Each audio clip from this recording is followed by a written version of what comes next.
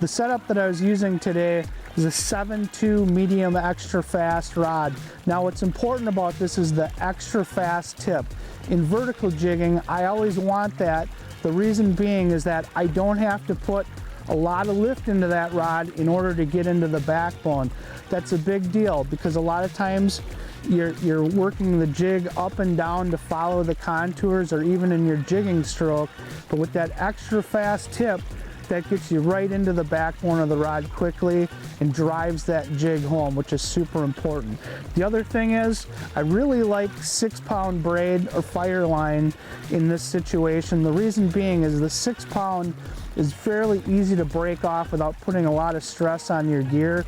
In a river type deal like we're at today, there's plenty of things that get stuck on the bottom, and I'd rather just quickly break off than have to fight whatever's on the bottom. So I prefer that 6-pound braid. Plus it cuts through the wind and the water a lot easier also.